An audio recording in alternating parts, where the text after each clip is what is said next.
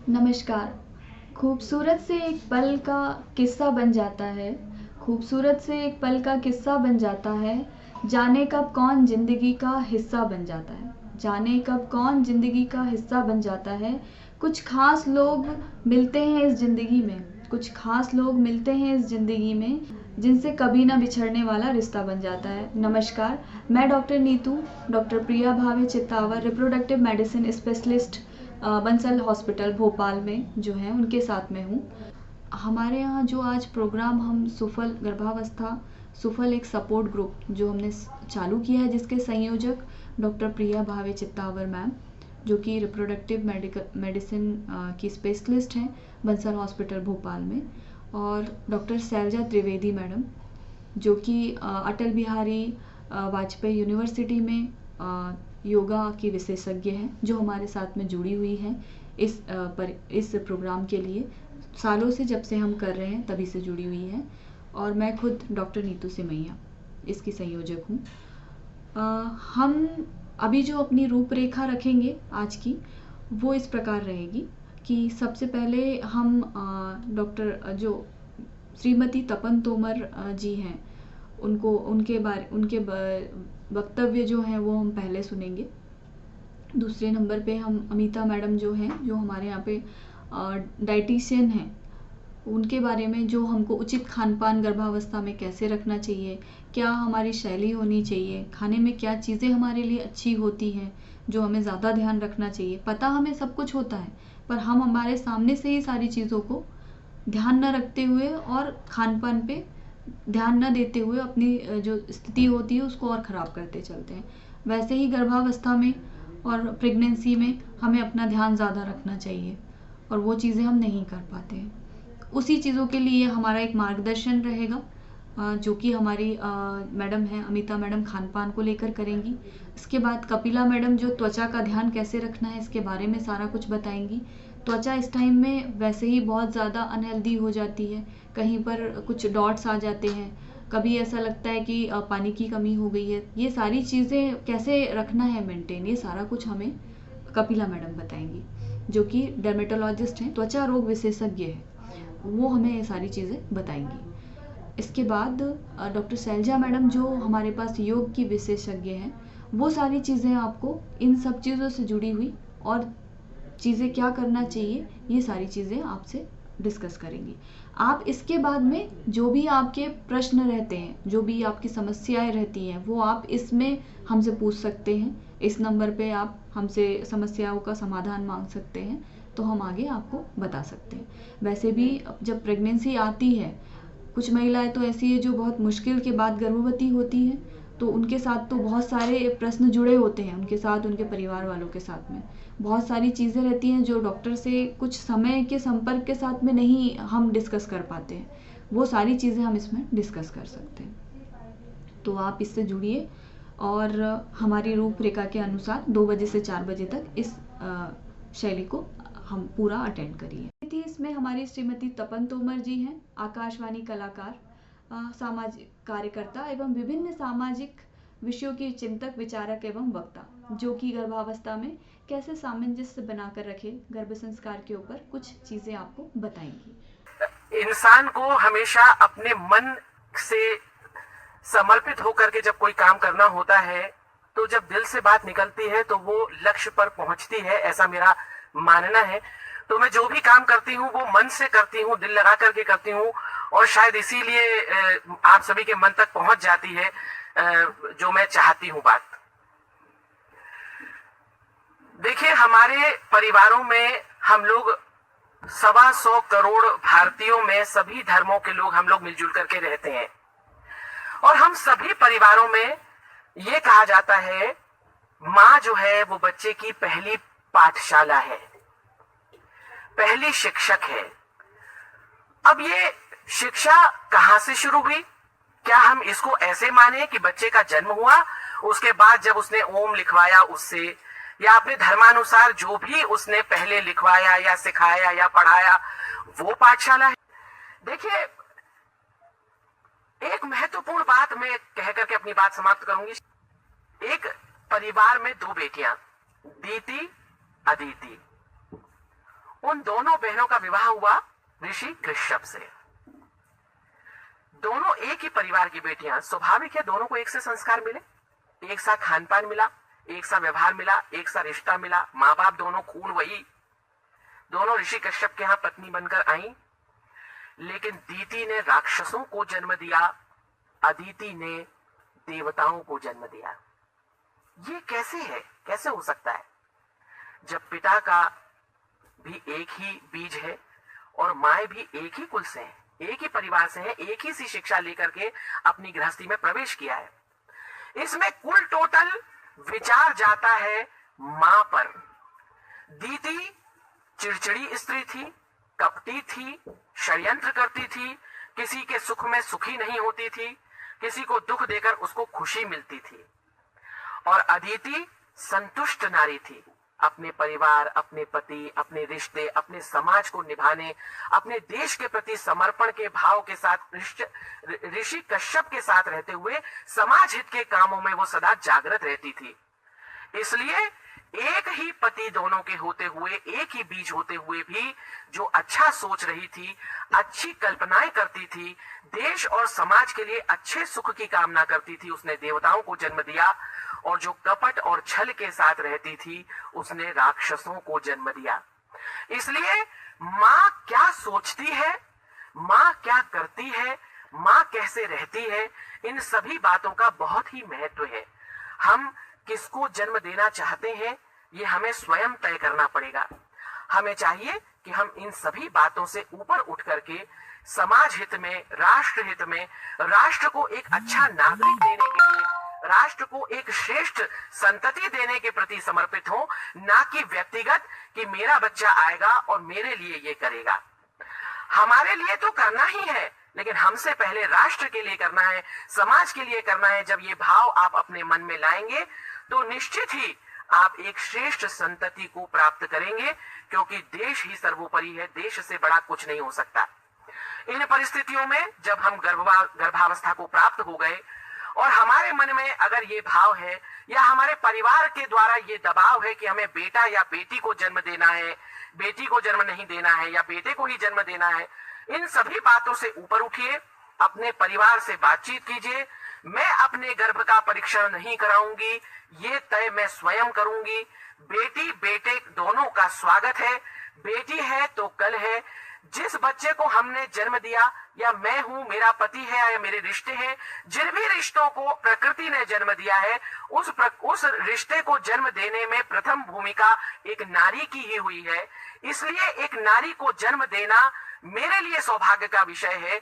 इस बात को जब आप अडिग होकर के मानेंगे और मनवाएंगे तो निश्चित ही हमारे घर में एक स्वस्थ बच्चे का जन्म होगा, क्योंकि बेटी है तभी कल है। इस बात को कहते हुए मैं अपनी बात को यहीं विराम करती हूँ। बहुत बहुत आभार, धन्यवाद। अवस्था में उचित खान पान से जो भी चीज़ें आपको पूछनी है, क्या खाना चाहिए, कैसे रहना चाहिए, इसमें किस तरह की चीज़ें हमारे लिए न्यूट्रिटेड रहती है, ये सारी चीज़ें बताने के लिए डॉक्टर अमिता सिंह मैडम, जो कि डाइटिशियन हैं, जो कि आपको सारी चीज़ें इस बारे में बताएंगी। नमस्कार, मैं मिसेस अमिता सिंह, आहार विशेषज्ञ, आज आपसे आपके आहार के बारे में बातचीत करूंगी। गर्भावस्था इतना खुशी का समय होता है, परंतु उसी के साथ साथ कई बार महिलाओं के मन में कहीं सुनी बातों को लेके या अपने ही विचारों के वजह से बहुत सारी घबराहट भी होती है। और सबसे बड़ी बात ये लगती है कि कहीं कोई हम ऐसा काम ना कर बैठे जिससे हमें या हमारे बच्चे को, हमारे होने वाले बच्चे को कोई नुकसान हो जाए। और उसमें सबसे ऊपर असल में आता है अलग प्रकार की खाने वाली चीजें। जितने मुंह उतनी बातें पता लगेंगी आपको, ये मत खाना, ऐसे मत खाना, गोरा बच्चा चाहिए तो ये करो, बाल अच्छे चाहिए तो ऐसा करो। तो आज मैं आपके आहार के बारे में पूरी बात करने वाली हूँ। ये तो आप जानते ही होंगे, आपकी डॉक्टर ने बताया होगा कि आपका गर्भावस्था का समय 3 हिस्सों में बटा होता है। पहला तिमाही, फर्स्ट ट्राइमेस्टर, सेकंड ट्राइमेस्टर और तीसरा ट्राइमेस्टर।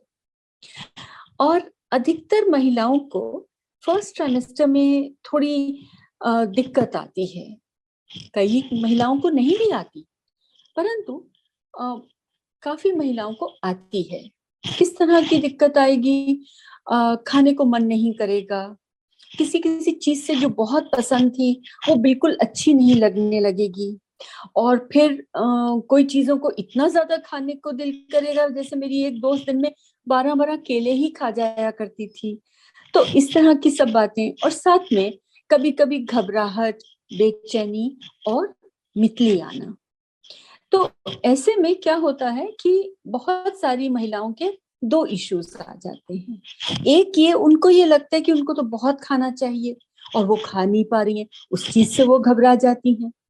और दूसरा ये कि ऐसे में अगर मितली आ रही है, उल्टी हो रही है, सुबह उठते से ही मितली सी लगती है, तो क्या करें? तो पहले मैं इस तिमाही के इस इश्यू को लेके आपसे बात करने वाली हूँ। देखिए, सबसे पहली बात तो ये है कि इस पहली तिमाही में आपको बिल्कुल घबराना नहीं है। अपनी डॉक्टर से बात करिए। अगर थोड़ी बहुत मितली है तो कोई मुश्किल की बात नहीं, अगर बहुत ज्यादा है तो आपकी डॉक्टर आपकी सहायता करेंगी। पर ऐसे में फिर खाएं क्या? अधिकतर महिलाओं को इस समय पर सूखी चीजें, जिनकी ना तेज खुशबू हो, ना बहुत तीखा स्वाद हो, ऐसी चीजें पसंद आती हैं। तो ऐसी कौन सी चीजें हैं? मैं आपको कुछ उदाहरण देके बात समझाऊंगी। क्या होता है, सुबह सुबह जब उठेंगे तो खाली पेट होने से, एसिडिटी वगैरह होने से भी मितली होती है। तो हम ये कहेंगे कि उठ के और कुछ नहीं, सबसे पहले पानी जरूर पीने की कोशिश करें। पानी पीने से क्या होगा कि अंदर का जो एसिड वगैरह है वो डाइल्यूट होगा, आपको अच्छा लगेगा। उसी के साथ साथ कुछ चीजें जो सुबह खाने में अच्छी लगती हैं, उनमें है जैसे केला हो गया, बिस्किट हो गए। कई महिलाओं को मठरी वगैरह बहुत अच्छी लगती है। थोड़ा सा जब पेट में कुछ चला जाता है तो ये बेचैनी की भावना जो है वो कम हो जाती है। सारे दिन में जब भी आपका कुछ भी खाने को मन करे, वो उतना ही खाइए जितना आप सहन कर सकें। आवश्यक नहीं है कि आप भर भर पेट के इस समय पर खाएं, क्योंकि हो सकता है आप ना सहन कर पाए। इनमें बहुत अच्छी कुछ चीजें मैं बता दूं। मूंगफली, अगर आपको डायबिटीज नहीं है तो मूंगफली की चिक्की, दही और चावल, ये बहुत अच्छा लगता है। कई महिलाओं को सादी उपमा या सूजी का चीला या बेसन का चीला, ये अच्छा लगेगा। तो इनमें से कोई भी चीज आप ले सकती हैं। यहाँ तक कि सादी सूखी रोटी जिसमें सिर्फ नमक डला हुआ हो या थोड़ा सा हल्का घी लगा हुआ हो, वो भी रोल करके खाने में अच्छी लगती है, चबाने में अच्छी लगती है। अगर अन्य चीजों को इस समय मन ना करे, परंतु आप दिन में 4-5 बार थोड़ा थोड़ा खा पाती हैं, पर्याप्त मात्रा में पानी ले पाती हैं, तो निश्चिंत रहें। आप जब अपने डॉक्टर के पास जाएं, उनको बता दें, और फिर आप अपना जैसे जैसे समय निकलता जाएगा, आपको समझ में आ जाएगा कि अब मेरी भूख वापस आ रही है। और अधिकतर यही होता है कि जब 3 माह समाप्त होते हैं तो उसके पश्चात भूख वापस आ जाती है, भूख सामान्य होने लगती है और खाना खाने को मन भी करता है। इनफैक्ट भूख अधिक बढ़ जाती है। तो फिर मैं आज आपसे ये बात करने वाली हूँ कि इसके बाद अब दूसरी तिमाही में और तीसरी तिमाही में किस तरह से आप अपना ध्यान रखें, किस तरह से आप अपना भोजन लें, ताकि आपको ताकत भी मिले और आपका शिशु जो आपके अंदर है वो बहुत अच्छे से बढ़े। सबसे पहली बात मैं उन वस्तुओं की करूंगी जो सबसे अधिक महत्वपूर्ण है। क्या महत्वपूर्ण है? आप जरा सोचिए, आप अपने शिशु के लिए क्या चाहती हैं? आप चाहती हैं कि उसके अंदर जो हड्डियां हैं वो मजबूत बने, आप चाहते हैं उसकी मांसपेशियां अच्छी हो, जब वो पैदा हो हृष्ट पुष्ट हो, स्वस्थ हो। तो इन सब चीजों के लिए कुछ ऐसी चीजें हैं जो बहुत ही आवश्यक हो जाती हैं। तो पहले हम उनकी बात करेंगे, और इसीलिए मैं सबसे पहले जो बात करूंगी वो बात करूंगी दूध की। और इसका कुछ कारण है, क्योंकि अधिकतर महिलाएं इस समय पर शाकाहारी ही रहती हैं।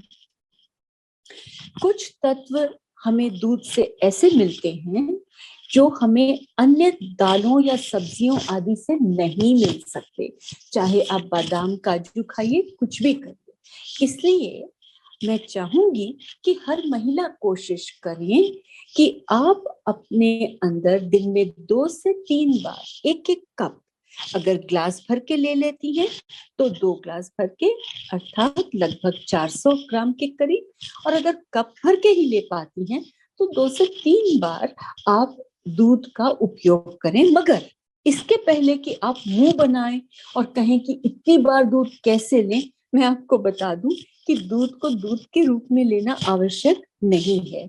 आप चाहें तो पूरे दूध की मात्रा का पनीर बना लीजिए, कभी पनीर पराठा बना लिया, कभी पनीर टिक्का कर लिया, कभी पनीर की सब्जी कर ली, कभी सब्जियों के साथ मिला के उसका कटलेट कर लिया, मगर इतना लीजिए। अभी मैं बताऊंगी कि क्यों लेना है। अच्छा, पनीर भी रोज नहीं खाया जा सकता, कोई बात नहीं, आप दूध का ही खीर कर लीजिए, कस्टर्ड कर लीजिए, सेवैयां कर लीजिए, किसी भी रूप में ले लीजिए। डायबिटिक है तो शक्कर मत डालिएगा, अन्यथा हल्की शक्कर डाल के इन चीजों का उपयोग करें। और अगर डायबिटिक भी है तो भी इस रूप में दूध को लिया जा सकता है, चुटकी भर उसमें दालचीनी डाल लिया करिए तो थोड़ा स्वाद भी आ जाएगा और आपको बहुत अच्छा लगेगा और मेरा भी काम हो जाएगा। क्यों मैं दूध को क्यों कह रही हूँ आखिर? ये तो सभी जानते हैं, शरीर बढ़ने के लिए हमें दूध चाहिए क्योंकि इसमें प्रोटीन होता है। तो बनावट के लिए, शरीर की बनावट के लिए दूध तो चाहिए ही चाहिए। एक तो ये बात हो गई, परंतु दूसरी बात जो है, हड्डियों के लिए कैल्शियम और फास्फोरस चाहिए। सबसे अच्छा उस अनुपात में हमें कैल्शियम और फास्फोरस दूध से ही मिलता है। और तीसरी बहुत अहम बात, क्या आप जानते हैं कि खून की तंदुरुस्ती के लिए भी दूध में ही एक तत्व होता है, शाकाहारी लोगों के लिए, जो और किसी चीज से नहीं मिलता, जिसे कहते हैं विटामिन B12। और इसकी पूर्ति करने के लिए भी हमें दूध की आवश्यकता होती है, और इसलिए मैंने दूध को सबसे ऊपर लिया है। आप इसका उपयोग किसी भी रूप में करिए जैसा मैंने कहा है, परंतु करिए जरूर। दूसरी बात जो बहुत अहमियत रखती है वो है हमारी अलग अलग प्रकार की दालें। देखिए, कोई भी कितना भी तुअर की दाल पसंद क्यों ना हो, कोई भी रोज रोज सुबह शाम तुअर की दाल नहीं खा सकता और खाने की आवश्यकता भी नहीं है। हमारे पास अनेकों दालें, आप बनाते ही होंगे, बाहर जाते होंगे खाने पे। अभी तो खैर कोविड में कोई ज्यादा नहीं जा रहे, जाते होंगे तो खाते ही होंगे। छोले मंगवाते होंगे, राजमा मंगवाते होंगे, दाल मखनी मंगवाते होंगे। तो इन सभी दालों का उपयोग आप अपने घर में भी बना के और उपयोग करें। इनफैक्ट मैं आपको ये बता दूं कि जो साबुत दालें होती हैं, जहां पूरा छिलका भी हमारे पास होता है, इन दालों से आपको कहीं अधिक ताकत मिलती है। बहुत सारे ऐसे तत्व मिलते हैं जो आपको बीमारियों से बचने की क्षमता भी प्रदान करते हैं, और बहुत सारे ऐसे खनिज, ओमेगा 3 फैटी एसिड्स, इन सब की पूर्ति भी करते हैं। इनफैक्ट आपको हैरानी होगी कि हमारी जो काला चना है, मोठ है, लोबिया है, पता है ना, कई बार हम इनको बॉईल करके, उबाल के इनकी चाट बना के खाते हैं। तो क्या आप जानते हैं कि इनसे हमें आयरन, जिससे खून बनता है, कैल्शियम और फाइबर, जिससे आगे जाके आपको कब्जियत भी नहीं होगी, ये सब चीजें इन दालों से ज्यादा मिलती हैं। अच्छा, अगर नहीं बनाना है, अकेले रह रहे हैं, बना नहीं पाते, तो उसका मैं आसान सा तरीका आपको बता देती हूँ। आप एक हिस्सा चने का आटा ले लीजिए और 3 हिस्सा गेहूं का आटा ले लीजिए। इसे अनुपात में आटे को मिला के ही रख दीजिए, ताकि जब भी आप रोटी खाएंगे तो आप इस आटे को गूंद के इसकी रोटी लेंगे। और इसको और ताकतवर करने के लिए एक और टिप दे रही हूं मैं आपको, कि आप इस आटे को पानी से मत गूंदिएगा, गूंदते समय दूध का उपयोग करिएगा। तो आपकी इसी रोटी में दाल का प्रोटीन भी चला गया, आपका दूध का कैल्शियम, फास्फोरस सब कुछ चला जाता है। बहुत आसान तरीका है। एक और बात यहाँ बता दूं, कई बार जैसे जैसे प्रेगनेंसी बढ़ती है तो थोड़ी सी मतलब एसिडिटी वगैरह हो सकती है। तो ऐसे में क्या करेंगे आप? ऐसे में यूं करिए कि चने का आटा ना मिला के बेसन मिला लीजिए। तो बेसन और आटे का मिश्रण तो हम लोग सदियों से खाते आ रहे हैं, हमारे पेट को बहुत आदत होती है सहने की, उसको खाने की, तो उसका उपयोग कर लीजिए। उसको भी दूध में गूंद लिया तो बहुत ही बढ़िया हो जाएगा। तो फिर दाल या छोले या मटर या बीन्स एक ही समय पे बने तो भी कुछ हद तक आपके अंदर का ये जो प्रोटीन है वो बढ़ जाएगा। यहाँ मैं एक और बात कहूंगी, दालों का उपयोग थोड़ा पका के, मतलब साबुत दालों का भी पका के ही ना करें, हट के भी उपयोग करें। उदाहरण के तौर पे जैसे मैंने कहा, लोबिया या चावला जिसको बोलते हैं, या मटर, इनको बॉईल करके इसकी चाट बना के खाना। शाम को पड़ी है, आते जाते दिल किया थोड़ा सा 4-5 चम्मच मुंह में डालिए, या इसी चीज को भिगो के पीस के और इसके चीले बना लेना, बहुत अच्छा लगता है। इसके कभी कभार बड़े बना लेना, अगर वजन का कोई इश्यू ना हो तो बड़े बना लेना। तो इस्तेमाल करने के तो बहुत तरीके हैं आप उनका, और सभी महिलाएं तो बहुत इनोवेटिव होती हैं, तो उनका उपयोग अलग अलग तरह से कर सकते हैं। तीसरी चीज जो बहुत अहम है और जिसकी बात मैं करना चाहती हूँ, वो है आप अपनी मुट्ठी देखिए, मुट्ठी भर के, अच्छी मुट्ठी भर के अलग अलग प्रकार के सूखे मेवे एक मिश्रित बोतल में कर लीजिए। क्या क्या मिला सकते हैं आप इसमें?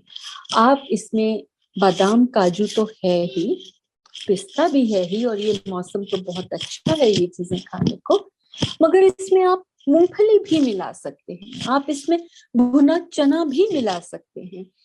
आप इसमें सबसे ज्यादा ताकत वाली आसान चीज जो मिला सकते हैं वो है तिल। मकर संक्रांत भी का समय भी है, तो आप तिल अगर इसमें डालें और इन सब चीजों को अच्छे से मिला के एक बोतल में रखें।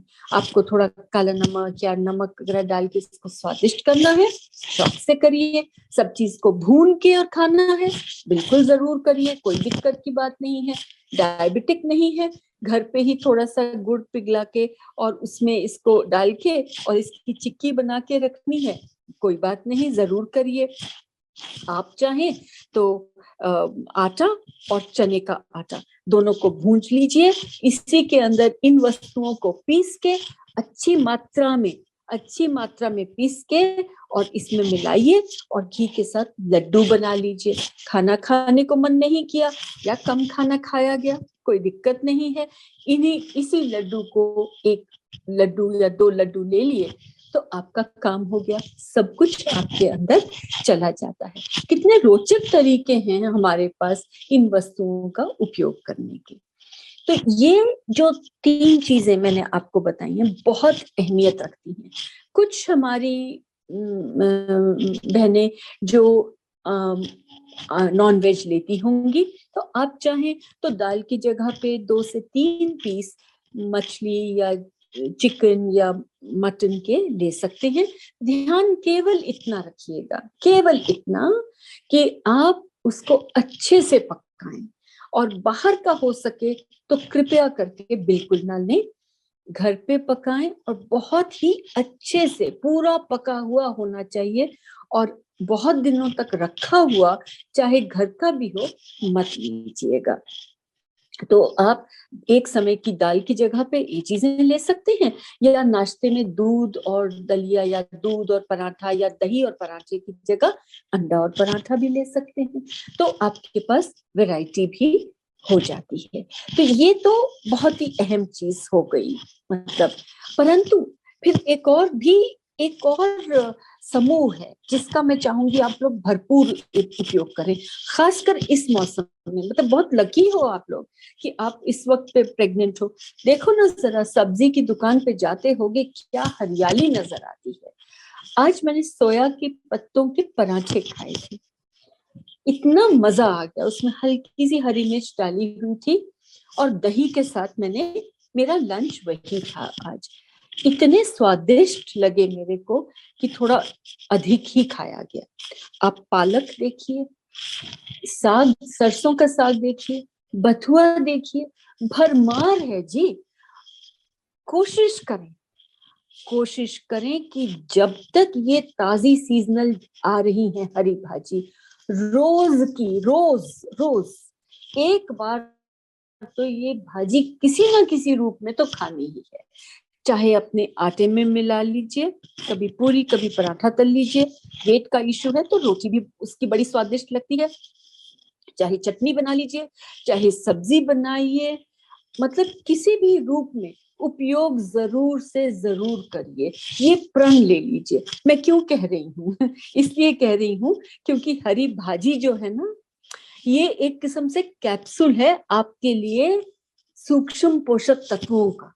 वो जितने विटामिन, एंटीऑक्सीडेंट, मिनरल्स इतने सारे हैं, मैं गिनाऊं तो विटामिन ए, ठीक है, विटामिन ए आंखों के लिए, त्वचा के लिए, विटामिन ई बीमारी से लड़ने के लिए, विटामिन के खून के लिए, बी कॉम्प्लेक्स में फोलिक एसिड, जिसकी गोलियां भी शायद आपको आपकी डॉक्टर देती हैं। फोलिक एसिड शब्द ही फोलिएज से बना है, और ये फोलिएज मतलब होता है हरी भाजी। तो वो हरी भाजी से ही तो मिलता है। बी कॉम्प्लेक्स के और भी, पोटेशियम है आपका, आयरन है, ये सब चीजें आपको इस हरी भाजी से, सस्ती सी हरी भाजी से मिलती है। तो सोचिए ना कि आप अगर इसका रोज उपयोग करेंगे, ना केवल आपकी त्वचा बड़ी अच्छी होगी, आपके शिशु की त्वचा भी बहुत अच्छी होगी। और त्वचा, हम सिर्फ देखने वाली त्वचा की बात नहीं कर रहे, हम उस त्वचा की भी बात कर रहे हैं जो उसके अंदर, उसके बाहर, पूरी त्वचा की हम बात कर रहे हैं। क्योंकि त्वचा अगर स्वस्थ बनेगी, स्वस्थ रहेगी, तो इन्फेक्शन नहीं जा सकता, क्योंकि वो तो कवच है ना हमारा। इसलिए हरी भाजी को तो एक रूल बना लो, किसी भी तरह से लेना जरूर है। और कुछ नहीं, पालक का सूप छानो मत, उसको पी गए, ठीक है ना। से बन के इनका उपयोग किया जा सकता है। अन्य सब्जियों का उपयोग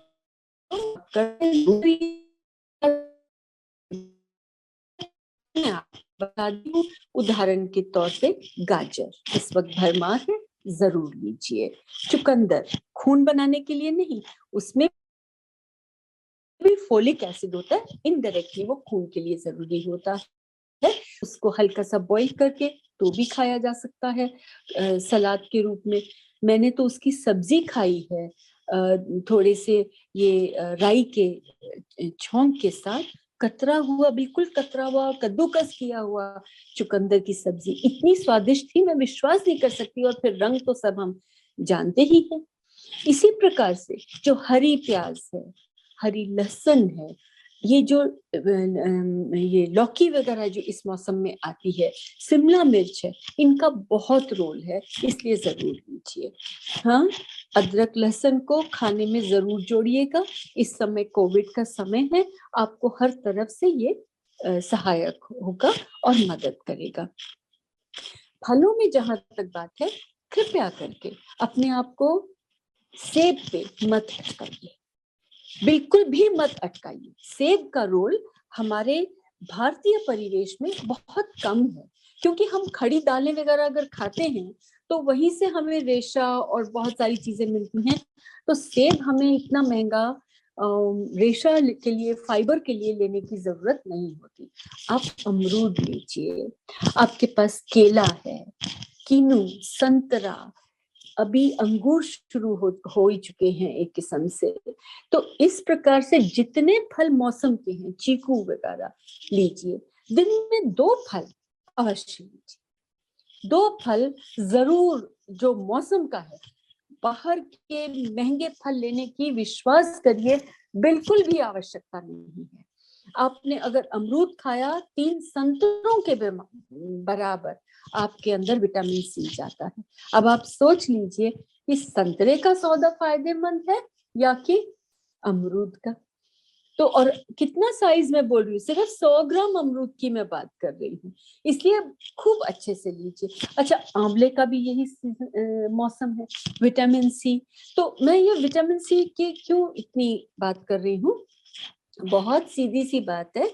खाने के साथ या खाने के बाद में आपने थोड़ा अमरूद ले लिया, या खाने के साथ अमरूद की चटनी ले ली, कच्चा टमाटर काट के खा लिया।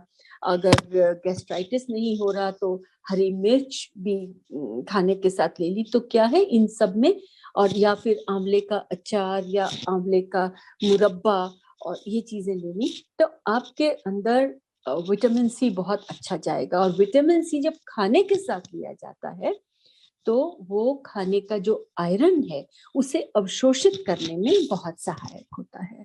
तो इसलिए इस चीज का ध्यान रखिएगा।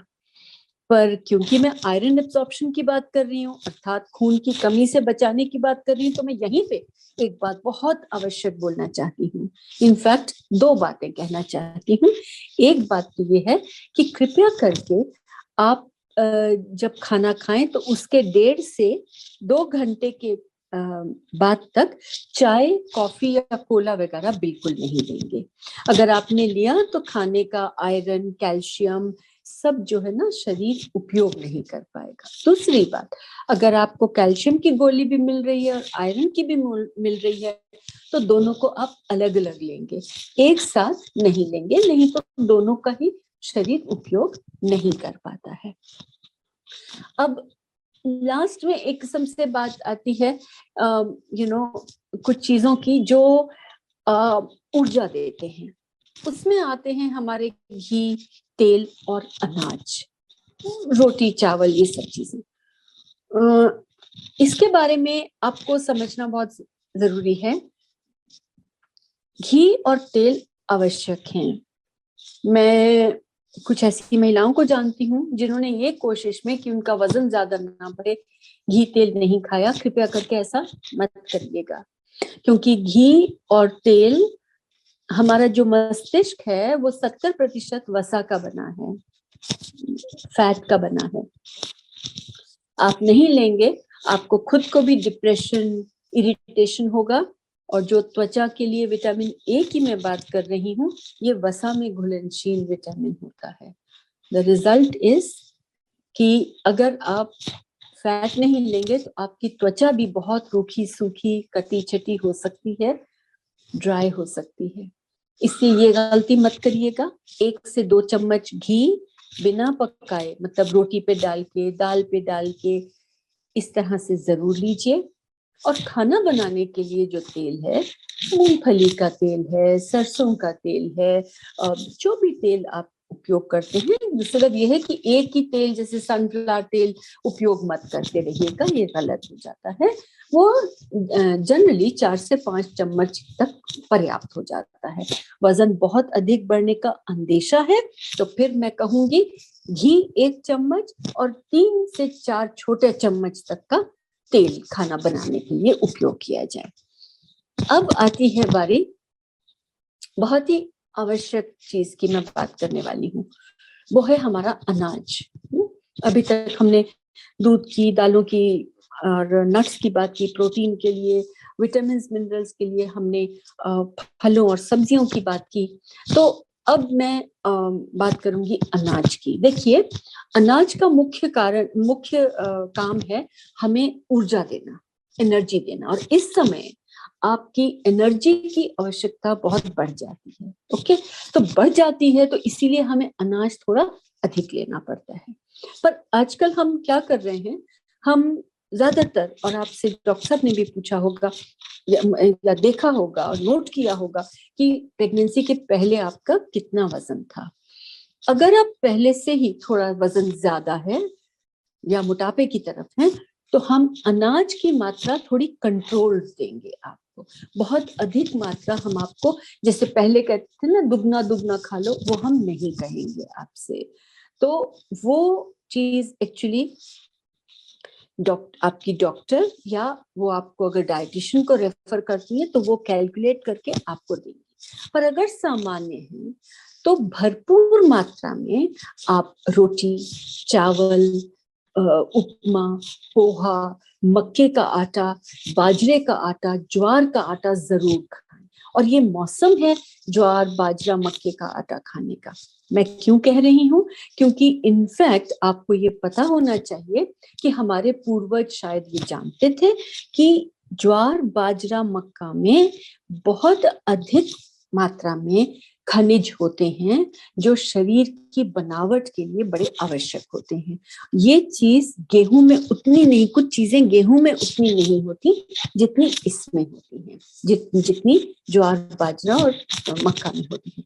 तो आप बेशक शौक से, आप अगर रात को भारीपन लगे, जैसे जैसे प्रेगनेंसी प्रोग्रेस होती है कई बार रात को भारीपन लगता है, तो दोपहर के खाने में हफ्ते में 2 से 3 बार कम से कम ज्वार, बाजरा आदि की रोटी लें। आजकल तो ज्वार, बाजरा वगैरह का दलिया भी मिल जाता है, कितना स्वादिष्ट लगता है। उसमें थोड़ा सा घी डालें, थोड़ा दूध डालें और उसको खाएं। बहुत ही ताकतवर चीज और बहुत ही स्वादिष्ट चीज। तो जरूरी नहीं है कि रोटी ही खाई जाए, क्योंकि कई बार रोटी खाने में महिलाएं कहती हैं चबाने को मन नहीं कर रहा। तो आप आराम से इन वस्तुओं का उपयोग करें, उनकी खिचड़ी बनाएं, उनका दलिया यूज करें, किसी भी प्रकार से। फिर से मैं कहूंगी, थोड़ा सा अपनी पारंपरिक चीजों की तरफ जाइए। थोड़ा सा ये देखिए, अपनी सास से पूछिए, कोई नानी हो, दादी हो, उनसे पूछिए कि वो लोग क्या खाते थे। आप हैरान हो जाएंगे कि वो तो रूटीन में ही था उनके कि ये चीजें उनको लेनी ही लेनी है। उसका कारण ही यही था। रोज बेशक ना उपयोग करें अगर नहीं कर सकते, मगर जब जब कर सके तो जरूर इस चीज को सिलेक्ट करें। मैं हमेशा ऑब्जर्व करती हूँ, अभी तो खैर मेले वगैरह नहीं हो रहे, जो पर जब पहले ये कोविड के पहले जब भी मेले वगैरह होते थे, सबसे ज्यादा रश जो होता था वो मक्के की रोटी, सरसों के साग के स्टॉल पे होगा, या ज्वार या बाजरे की खिचड़ी वो घी डाल के दे रहा है वहां पर होता है। तो आप खुद भी तो अपने घर पे भी तो ये सब कर सकते हैं, तो इसको जरूर करिए। वैसे एक सामान्य वजन वाली जो महिला अगर प्रेग्नेंट होती है तो सुबह नाश्ते में कम से कम 2 पराठे या 2 कटोरी दलिया हो, पोहा हो, उपमा हो ले। दोपहर के खाने में 3 रोटी के बराबर अनाज ले। शाम को चाय के साथ भी थोड़ा सा कुछ ना कुछ स्नैक्स जरूर ले, और रात को भी 3 रोटी ले।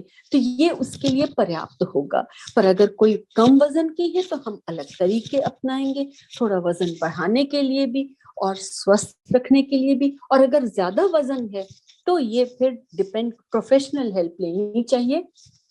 अपने आप से खाना कम नहीं करना चाहिए, क्योंकि अधिकतर महिलाएं क्या करेंगी कि दूध डालें कम कर देंगी, रोटी उतनी ही खाती रहेंगी। तो रोटी तो ऊर्जा देने का माध्यम है ना, तो फिर वो तो उल्टा हो गया, जो ताकतवर चीज थी वो गई नहीं और जिस चीज की जरूरत नहीं थी वो ज्यादा चली गई। इसलिए आवश्यक है कि आप प्लीज यहाँ पर हो सके तो डॉक्टर से बात करिए अपनी कि कैसे क्या करना है। तो उसमें फिर हम क्या करेंगे, हम कहेंगे दोपहर में दाल जरूर लो, दही जरूर लो। ठंड है, दही नहीं लेना तो दाल दुगनी कर दो, रोटी भले 2 लो, कोई फर्क नहीं, कोई बात नहीं। सब्जी लो, सलाद ज्यादा लो। शाम को स्नैक में भी हम कहेंगे ऐसी स्नैक्स लो जो हल्की हो मगर ताकतवर हो, जैसे भुना चना और मुरमुरे की चाट या भेल हो गई, ढोकला हो गया। इस प्रकार की चीजें जो हैं हम वो कहेंगे कि आपने, पॉपकॉर्न हो गया, हल्का है, स्वादिष्ट है, परंतु ताकतवर भी है। तो इस प्रकार से हम आइडेंटिफाई करेंगे कि आपकी क्या जरूरत है, हम आपको उसी तरह से गाइड करेंगे। सॉरी। तो यहाँ पर एक बात और मैं बता दूं, अगर आपको डॉक्टर ने मना किया है चलने फिरने से किसी कारण से, तो आप छोड़ दीजिए, अन्यथा आप कोशिश करें, जरूर कोशिश करें कि दिन में दो बार तो अवश्य सैर किया करें, 20 मिनट 30 मिनट। और अगर थोड़ा आप कभी फील करें कि कॉन्स्टिपेशन होने का डर है या इस प्रकार की कोई समस्या है, तो खाना खाने के, या एसिडिटी हो रही है, खाना खाने के बाद एकदम से ना तो बैठें और ना लेटें। आप 15 से 20 मिनट कुछ इस प्रकार का काम करते रहें कि चलत फिरत होती रहे घर के अंदर। मैं भागने दौड़ने को नहीं कह रही, मतलब चलत फिरत होती रहे। Last but not the least, पीने वाली चीजें, पानी पर्याप्त पीना बहुत आवश्यक है। चाहे इतनी ठंड है, जरूर से जरूर पीना है। कम से कम 2.5-3 लीटर पानी कोशिश करें कि आप जरूर पिए, अनलेस कोई मेडिकल कंडीशन की वजह से आपको मना किया गया हो। चाय कॉफी 2 से 3 कप ले सकते हैं, पर जैसा मैंने बताया, खाने के साथ लेने की आवश्यकता नहीं होती। हर चीज का जूस निकाल के पीने की आवश्यकता नहीं है। एंड प्लीज, लौकी का जूस बिल्कुल नहीं पीना है। कच्ची लौकी का जूस नहीं लेना मतलब नहीं लेना है। इसके बहुत सारे नुकसान होते हैं। जहां तक, क्योंकि एक बात और ध्यान रखिएगा, हमें आपको किसी भी प्रकार की इन्फेक्शन से भी बचाना है। इन्फेक्शन हुई फिर एंटीबायोटिक देनी पड़ेगी, उसका अलग प्रॉब्लम हो जाएगा। इसलिए बेटर है कि आप वो चीजें खाएं, उन चीजों का उपयोग करें जो आपके लिए सेफ है। एंड एक बात और मैं कहूंगी, बहुत सारे लोग आपको बहुत सारी चीजें बताएंगे, सुनिए सबकी, मगर करिए वही जो आपकी डॉक्टर आपको बताती है, प्लीज, ताकि आपकी डॉक्टर को तसल्ली रहे कि जो साइंटिफिक, जो वैज्ञानिक रूप से सही पाया गया है, वही आप उपयोग कर रहे हैं। और ये भी मैं बता दूं कि ठंडा गर्म कुछ नहीं होता है, खाने में कुछ भी नहीं होता है। मेरी एक पेशेंट हैं जो जिनको एसिडिटी इतनी अधिक हो रही थी, तो मैंने उनको बोला, 2 हफ्ते पहले मैंने बोला, आप एक काम करिए कि आप दोपहर को भी और रात को भी 2 बड़ा चम्मच दही का उपयोग करना शुरू करिए। तो वो बिल्कुल घबरा गई, क्योंकि वो, उसको विश्वास था कि उसका गला खराब होगा ही होगा। तो इसलिए मैंने कटोरी भर के नहीं बोला, मैंने कहा अच्छा आप ऐसा करो, 2 बड़ा चम्मच लो, उसका रायता बना लो, कभी लौकी का डालो, कभी जीरे का से छौंक कर दो, कभी कुछ किसी चीज से ऐसे बनाते जाओ। ककड़ी आ रही है, टमाटर हो गया, उबला आलू हो गया, प्याज हो गया, बहुत रायते हैं अपने पास, धनिए का रायता, पुदीने का रायता, पालक का रायता। तो ऐसे अलग अलग करके आप बनाओ। तो आज उसका जब फोन आया, उसने यही कहा कि मैडम मैं तो हैरान हूं कि, और खुद ही उसने फिर 2 बड़े चम्मच की जगह पे छोटी सी कटोरी पूरी दही की लेनी शुरू कर दी है। रात को 2 चम्मच ही रखा है, क्योंकि अभी भी उसको वहम है।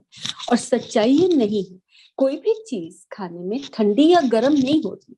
आप इतनी गर्म चाय पीते हो तो क्या वो अंदर जाके आपके पेट को जलाती है? नहीं ना।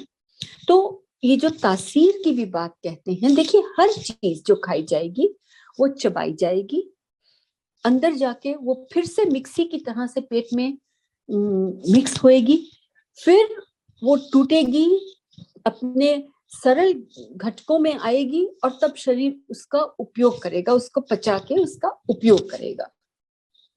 तो यहाँ पर गर्म ठंडे की तो कोई बात ही नहीं होती है। किसी किसी को किसी चीज से एलर्जी हो सकती है, वो बात अलग हो जाती है। तो इसलिए आप ये कोशिश करें कि इन भ्रांतियों के बारे में अपनी डॉक्टर से बात करें और सलाह ले लें। किसी चीज की एलर्जी है तो अवश्य, चाहे वो खाने की हो चाहे दवाई की हो, आप वो अपनी डॉक्टर को जरूर बताएं, ताकि कहीं हम लोगों से भी कोई गलती से ऐसी चीज खाने को ना बोल दी जाए जिससे आपको पहले से ही नुकसान हो। मैं आशा करती हूँ आपको मेरी बातें समझ आई होंगी। और मैं एक चीज लास्ट में जरूर कहूंगी, आजकल थोड़ा सा एक फैशन हो गया है यंग जनरेशन में भी रात को बहुत लेट सोने का। कृपया करके आप लोग समय से सोइए और समय से उठिएगा, ताकि आपकी दिनचर्या बहुत अच्छी रहे। 10-10, 11-11 बजे तक भूखे रहने से आपके शिशु के लिए भी हानि होगी, आपके लिए भी हानि होगी। मेरी सजेशन है, सुबह 7, 7:30 उठ के 9 बजे तक नाश्ता अवश्य कर लीजिए। खाली पेट इतनी देर तक रहना बहुत ही नुकसानदेह हो सकता है। हर 3 से 4 घंटे में थोड़ा थोड़ा करके जितनी चीजें बताई हैं उनकी तरफ ध्यान देके आप लीजिए। और मैं आशा करती हूँ और कामना करती हूँ कि आप सबको आपकी प्रेगनेंसी बहुत हंसते खेलते निकले, और जब आप जन्म दें तो अपने शिशुओं को बहुत एंजॉय करें, क्योंकि बच्चे को एंजॉय करना है, उसको बड़ा होते देखना, उसकी खुशी लेनी है। इतना बड़ा आप काम करने वाले हो, इसलिए उसको खूब एंजॉय करिएगा। नमस्कार। नमस्ते, मेरा नाम डॉक्टर कपिला वर्मा है। मैं एमडी डर्मेटोलॉजिस्ट हूँ, यानी चमड़ी रोग विशेषज्ञ हूँ। आज हम प्रेगनेंसी के समय होने वाले त्वचा के विकार और त्वचा की देखभाल कैसे करें, इस बारे में बात करने वाले हैं। जैसा कि आप लोग जानते हैं कि प्रेगनेंसी के समय बहुत सारे हार्मोनल चेंजेस होते हैं, जिसका प्रभाव शरीर के हर हिस्से में पड़ता है। वैसे ही ये बालों पे और चमड़ी पे भी रहता है। इस समय हम ये देखते हैं कि कुछ ऐसे चेंजेस आते हैं जो बॉडी में सिर्फ कुछ समय तक ही रहते हैं, और उसके बाद जैसे ही डिलीवरी हो जाती है, इनमें से ज़्यादातर विकार अपने आप ठीक हो जाते हैं। तो आइए बात करें कि क्या क्या किया जा सकता है। सबसे पहले जो महिलाएं अपने मासिक धर्म के समय ये महसूस करती हैं कि उन्हें स्किन ब्रेकआउट होता है, ऐसे लोगों को शुरू के कुछ महीनों में एक्ने यानी मुहासों की समस्या बढ़ सकती है, जो कि ज़्यादातर लोअरी भाग, चेहरे के नीचे के हिस्से में देखे जाते हैं। दूसरा एक बहुत कॉमन प्रॉब्लम होता है जिसको मेलाज्मा या क्लोएज्मा या प्रेगनेंसी मास्क बोला जाता है। ये आने वाले हार्मोनल चेंजेस की वजह से एक तरह का पिगमेंटेशन होता है, जो कि चेहरे के ऊपरी भाग में ज़्यादातर देखा जाता है। धूप की किरणों के प्रभाव की वजह से ये समस्या और बढ़ के होती है। इसके लिए ज़रूरी है कि अगर आपके स्किन में पिगमेंटेशन आना स्टार्ट हो गया है तो आप एक अच्छे सनस्क्रीन का उपयोग लगातार करें, और या आप अपने डॉक्टर से बात करके सही प्रकार की क्रीम्स का इस्तेमाल कर सकते हैं। तीसरा सबसे इम्पॉर्टेंट प्रॉब्लम जो कि ज़्यादातर महिलाएं महसूस करती हैं, वो है चमड़ी का रूखापन, जिसकी वजह से खुजली होती है, और यही कई बार आगे जाके स्ट्रेच मार्क्स का रूप भी ले लेते हैं। मॉइस्चराइजेशन इसीलिए बहुत इम्पॉर्टेंट है। कभी भी बहुत ठंडा या बहुत गर्म पानी का उपयोग ना करें। गुनगुने पानी से नहाएं। नहाने के तुरंत बाद एक अच्छे मॉइस्चराइज़र को पूरे शरीर पे लगाएं। जिस हिस्से में स्ट्रेच मार्क्स आना स्टार्ट हो रहे हैं, वहाँ पे दिन में 3 से 4 बार अच्छे मॉइस्चराइज़र का प्रयोग करें। अगर इसके बाद भी आपकी खुजली असहनीय है तो अपने डॉक्टर से इस बारे में बात करें। कई बार ये कुछ इंटरनल प्रॉब्लम्स जैसे कि लिवर में कोई परेशानी होना, कोलेस्टेसिस जिसको बोला जाता है, या आपके शरीर में हीमोग्लोबिन कम होना, इन सब से भी संबंधित हो सकती है। या फिर कभी कभी किसी प्रकार के इन्फेक्शंस की भी निशानी हो सकती है। तो खुजली पहले तो मॉइस्चराइजेशन से कंट्रोल करें, अगर नहीं हो रही तो ज़रूर अपने डॉक्टर को दिखाएं। इसके आगे अगर हम नेक्स्ट प्रॉब्लम देखें तो वो होता है स्किन टैग्स बनना, या फिर गर्दन पर, जांघों के आसपास, अंडर आर्म्स वाले एरिया में डार्क पिगमेंटेशन होना। ये भी हार्मोनल चेंज का ही एक प्रभाव है जो कि कॉमनली देखा जाता है। इससे कई लोग बहुत अनईजी फील करते हैं, क्योंकि जब ये नेक के ऊपर या बॉडी के खुले भाग में आना स्टार्ट होता है तो अच्छा नहीं दिखता। इसका मुख्य कारण प्रेगनेंसी चेंजेस ही हैं, यानी जो हार्मोन की वजह से हो रहा है, और यूजुअली जैसे ही डिलीवरी होती है उसके बाद ये समस्या धीरे धीरे ठीक होने लगती है। इसके लिए ये करना है कि आपको कभी भी ऐसे चीज़ों पे किसी भी तरह के घरेलू उपचार प्रयोग ना करें। स्पेशली कई लोग इस पे बेसन या अलग अलग चीज़ों का उपयोग करके उपटन बना के वहाँ और घिसते हैं, घिसने से इस तरह का पिगमेंटेशन और गहरा होता जाता है, तो वो चीज़ ना करें। स्किन टैग्स जो बन रहे हैं, जो कि छोटे छोटे मस्सों के समान होते हैं, ये भी गर्दन के आसपास और अंदरूनी भाग में बढ़ने लगते हैं। इन टैग्स को भी आप घरेलू नुस्खों के थ्रू निकालने की कोशिश ना करें, उससे कई बार चमड़ी जल सकती है। प्रेगनेंसी के बाद डिलीवरी होने के बाद आप या तो इसको अपने डर्मेटोलॉजिस्ट से रिमूव करवा सकते हैं, या फिर छोटे महासे कई बार अपने आप ही ठीक हो जाते हैं, तो उसकी चिंता ना करें। नेक्स्ट जो एक कॉमन प्रॉब्लम देखी गई है वो है आपके स्किन में स्पाइडर वेन्स बनना, यानी जो बारीक बारीक रक्त कोशिकाएं होती हैं वो डायलेट हो जाती हैं, तो वो एक तरह की डायलेटेड वेन्स आपके एब्डोमेन यानी पेट के आसपास जांघों पर दिखने लगती हैं। ये भी हार्मोनल चेंजेस की वजह से होने वाला एक कॉमन प्रॉब्लम है। अपने आप ठीक होना इनमें थोड़ा मुश्किल होता है, आप आगे जाके इसका लेज़र ऑपरेशन करा सकते हैं जो कि बहुत सिंपल होता है। इसके अलावा कुछ और समस्याएं जो कि महिलाओं में देखी गई है वो है दाग पड़ जाना या रैशेस होना। ये रैशेस खुले हुए हिस्सों में कॉमनली देखे जाते हैं, बाहों पे, जांघों पर, लोअरी पैर में। यहाँ पे भी मॉइस्चराइजेशन का रोल बहुत इम्पॉर्टेंट है। साथ साथ आप कैलामाइन बेस्ड प्रिपरेशन यूज़ कर सकते हैं, उससे इचिंग भी कंट्रोल होगी और जो दाग पड़ रहे हैं वो भी कम आएंगे। ये हो गए ऐसे कॉमन समस्याएं, ऐसी चीज़ें जो कि प्रेगनेंसी के टाइम पे ज़्यादातर लेडीज़ में देखी गई हैं, जिसको बहुत ही सिंपल तरीके से आप डील कर सकते हैं, उसकी देखभाल कर सकते हैं।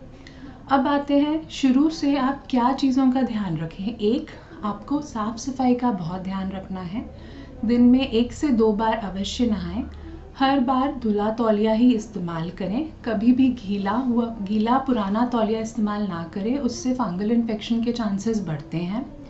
दूसरा, नहाने के तुरंत बाद अच्छा मॉइस्चराइज़र पूरे शरीर पर इस्तेमाल करें।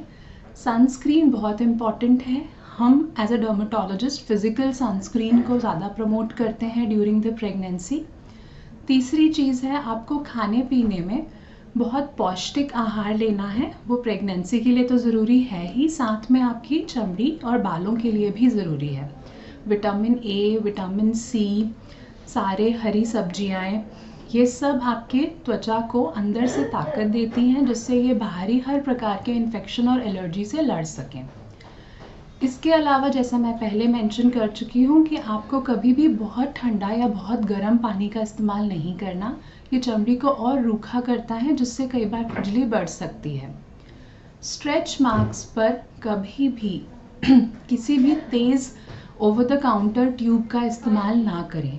कई बार इन ट्यूब में अलग अलग प्रकार के स्टेरॉइड्स होते हैं जो कि ना कि चमड़ी के लिए अच्छे हैं और ना ही प्रेगनेंसी के टाइम पे इस्तेमाल करने चाहिए। उनका कुछ मात्रा में एब्जॉर्प्शन होकर बच्चे पे प्रभाव पड़ता है, तो हमेशा ध्यान रखें कि स्ट्रेच मार्क्स के लिए आपको मॉइस्चराइज़र ही यूज़ करना है।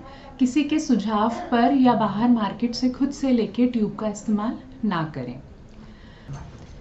एक और समस्या जो कि आमतौर पर देखी गई है वो है हथेलियों और पंजों पे कई बार लालपन आना और खुजली होना। ये भी बढ़ते हुए हार्मोनल चेंज की वजह से होने वाली एक आम समस्या है।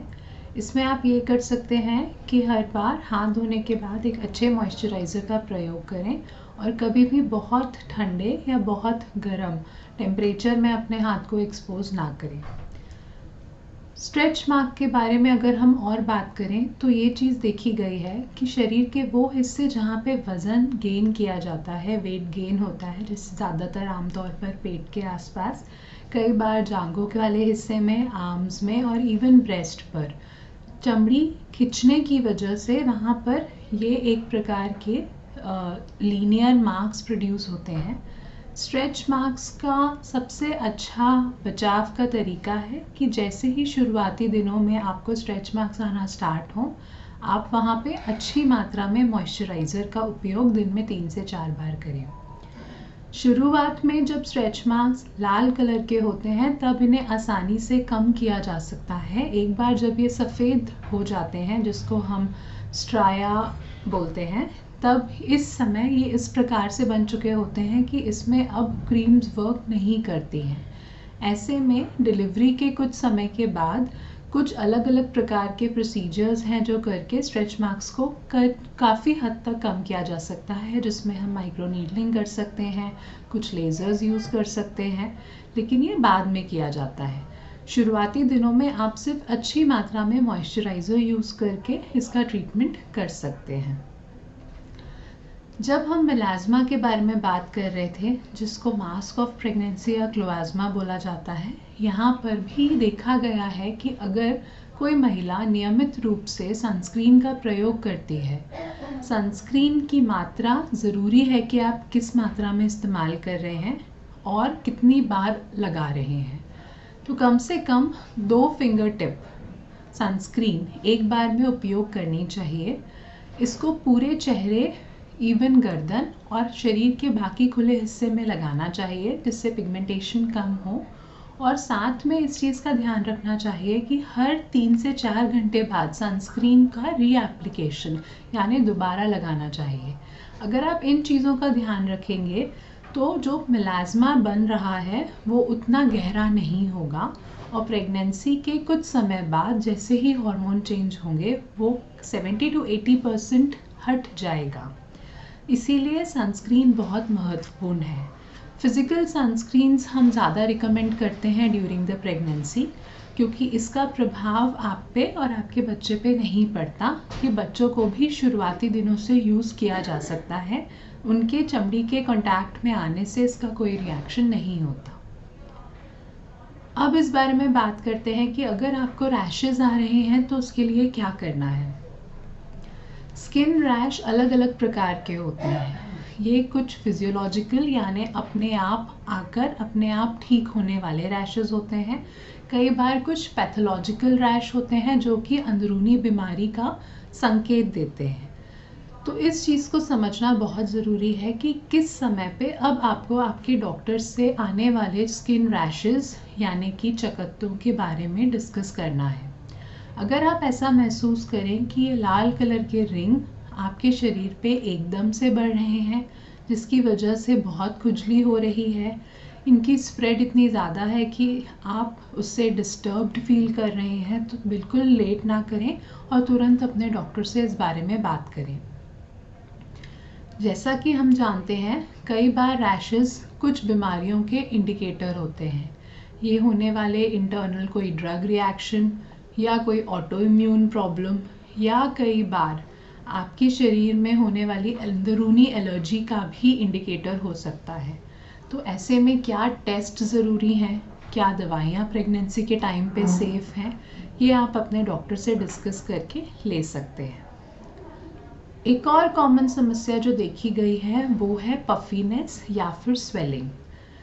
पैरों के साथ साथ कई बार कुछ फीमेल्स में चेहरे पर भी स्वेलिंग देखी गई है, जो कि आँखों के आसपास, गर्दन के आसपास ज़्यादा कॉमनली होती है। स्वेलिंग का कई बार कारण प्रोटीन की कमी होता है, कई बार थायराइड में कुछ फ्लक्चुएशन होता है, कभी कभार ये आपकी बॉडी में वाटर रिटेंशन की वजह से हो सकता है। तो ऐसे में भी अगर आपको स्वेलिंग बहुत फ्रीक्वेंटली आ रही है या उसकी वजह से आपकी आंखें खुलने में कोई समस्या है, तब भी आपको अपने डॉक्टर से तुरंत संपर्क करना है। अब आइए इस बारे में बात करते हैं कि आपको कब आपके डॉक्टर को चमड़ी की किसी भी समस्या के बारे में बताना है। जब भी आपकी खुजली असहनीय हो जाए या उसकी वजह से आप अपने डे टू डे एक्टिविटीज़ नहीं कर पा रहे या सो नहीं पा रहे, तो तुरंत अपने डॉक्टर से इस बारे में डिस्कस करें। मैंने जैसा मेंशन किया, कई बार कुछ लिवर की समस्याएं या लो हीमोग्लोबिन या कुछ इंटरनल एलर्जीज़ डेवलप हो जाती हैं प्रेगनेंसी से, जिसकी वजह से ये रैशेस बढ़ जाते हैं।